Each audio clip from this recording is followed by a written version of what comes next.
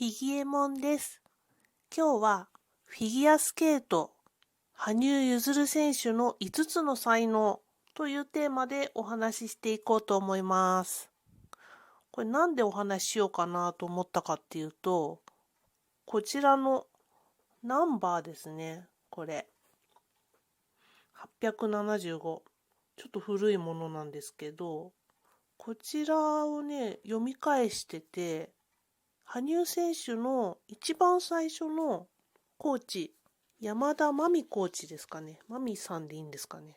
こちらのコラムというか、記事がありまして、これを読んでて、羽生選手って昔から結構才能豊かだったんだなって思いまして、それでちょっと今回、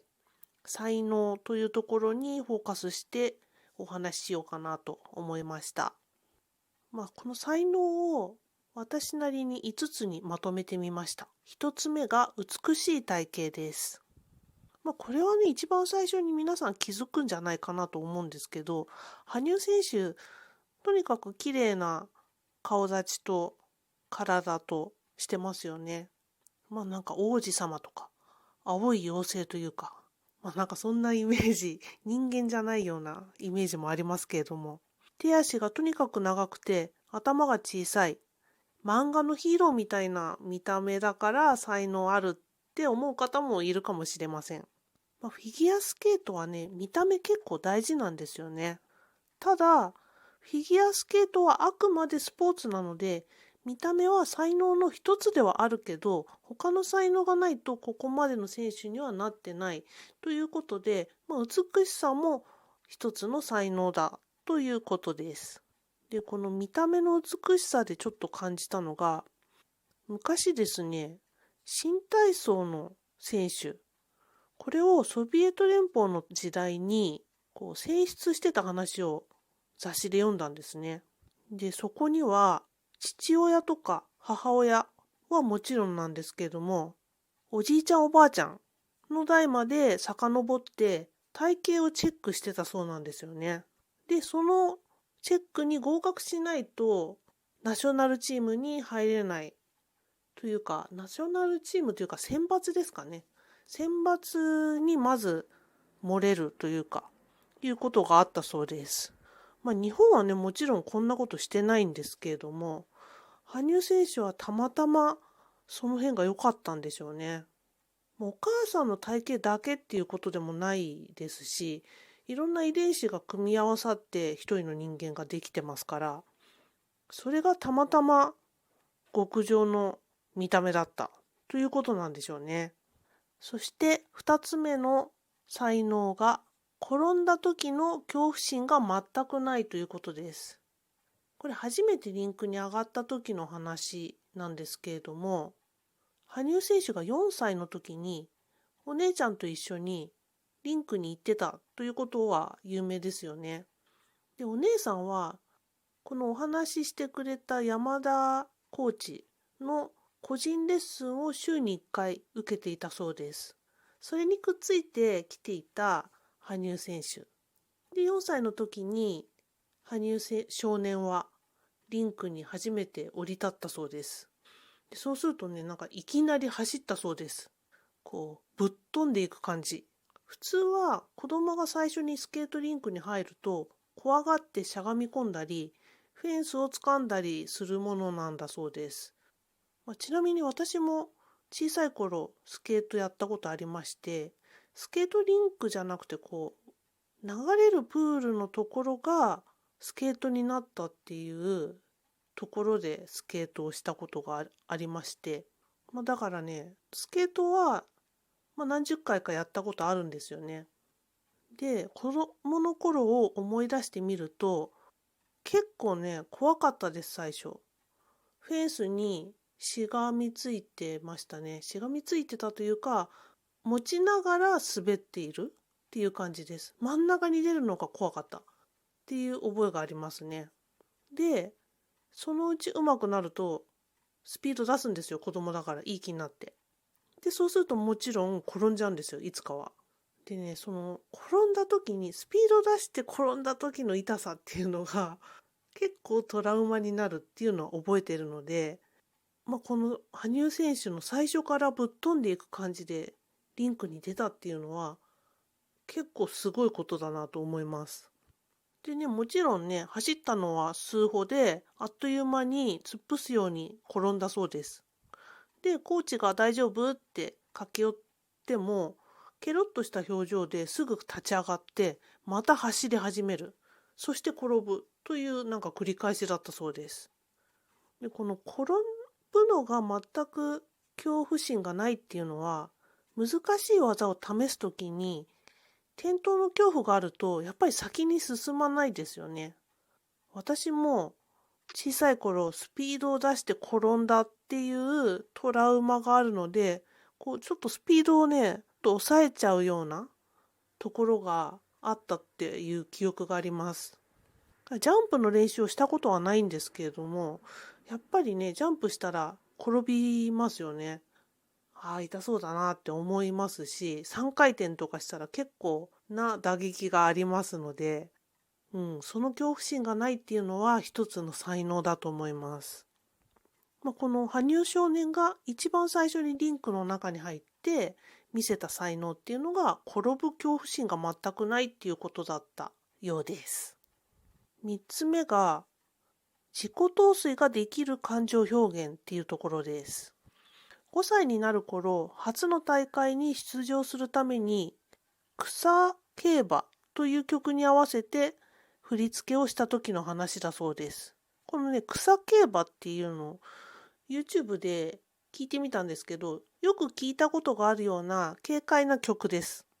で、羽生少年はスケーティングの技術はまだまだ未熟だったんですけれども、小さな体で何かを表現したかったっていう感じだったようです。で、不安定な足さばきでリンクの上を滑って、x ジャパンの YOSHIKI さんのように頭を振り続けたそうです。まだね、手足が自由に動かせる技術がなかったので、頭を振るしかなかったんでしょうね。で、コーチは、最初からスーッと自分の世界に入ってしまう少年の才能にとっても驚いたそうです。この演技に入り込むっていうのは、やっぱりこれも一つの大きな才能なんですよね。昔の日本人選手ってご覧になったことある方いるでしょうか？どこかね、表現するのは苦手な感じがしました。それは演技をするのが恥ずかしいみたいなね、吹っ切れてないところが日本人の選手って多かった気がします。でも羽生選手って全くそれがないですよね。だからこそ、そのプログラムが完成された一つの作品として見れるっていうところだと思います。これができないと世界レベルの戦いができないっていうことで、本当にね、大切な才能ですよね。で、この感情表現にスーッと入っていけるっていうのは、言い換えると自己陶酔ができるっていうことになるんですよね。怪我をした時、悲劇のヒーローになりきったり、コーチに怒られた時も、あなたに怒られて、今僕はすごくダメージ受けてますっていうね、アピールをしたそうです。羽生選手可愛いですよね。ここがね、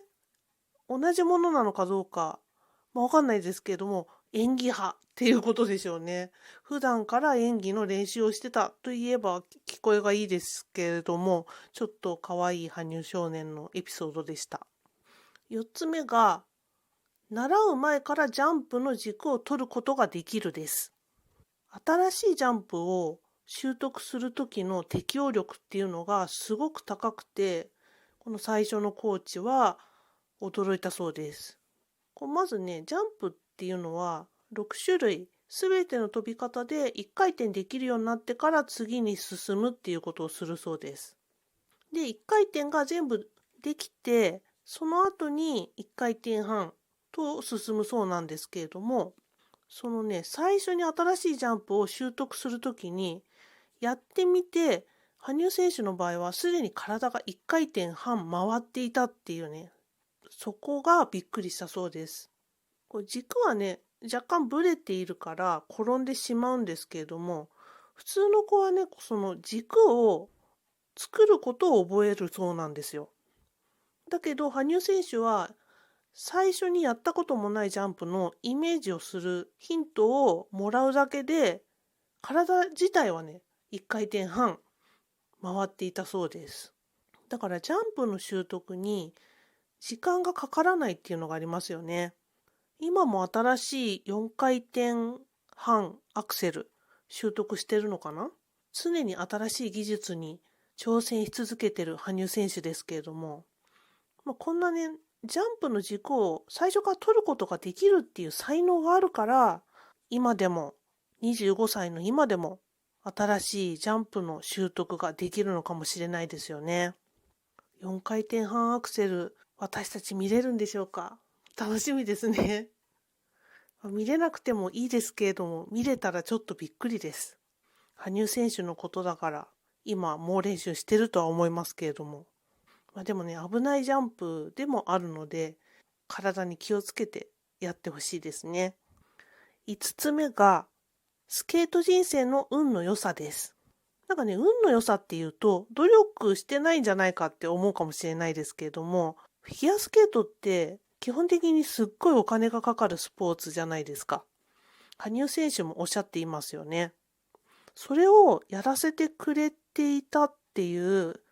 ご両親の協力、それからお姉さんの協力、家族の協力なくして、今の活躍はないんじゃないかなというところはありますよね。これはね、ある意味運だと思うんです。で、あとは羽生選手8歳の時に、この最初の山田コーチが仙台のリンクを離れることになったんだそうです。その時に、羽生選手才能がね、すごいあるって見抜いていたので、後任としてね、自ら指導を受けた都築章一郎コーチにお願いしたそうです。この都築コーチは、世界選手権で銅メダリストの佐野稔選手などを育てた名コーチです。このコーチに教わったことで、世界レベルの指導を受けることができたとも言えますよね。これは一つの運だと思います。いくら才能があっても、お金の問題とか、指導者の問題とかで潰れていく選手っていうのは5万と言います。そんな中で、これまでフィギュアスケートで輝き続けているのは、いいコーチに適切な指導を受けたっていうことがあると思うんですよね。私もピアノを何十年も続けてきたんですけど、いい先生、合う先生っていうのはね、なかなかいないものなんですよね。で、それに気づかなかったりします、ちっちゃい頃だと。合ってる合ってないなんて考えたことなかったですからね。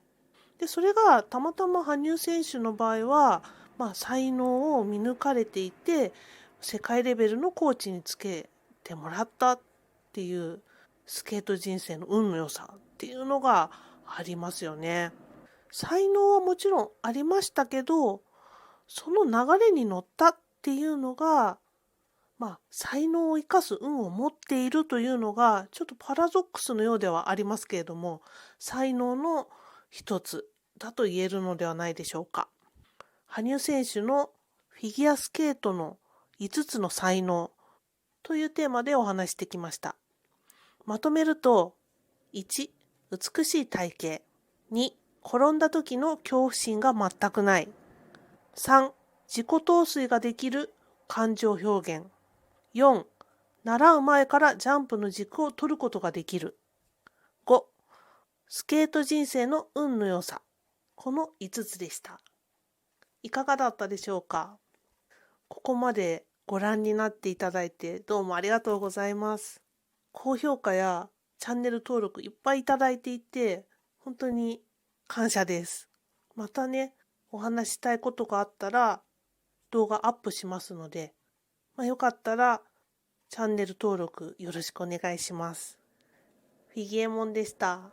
さよなら。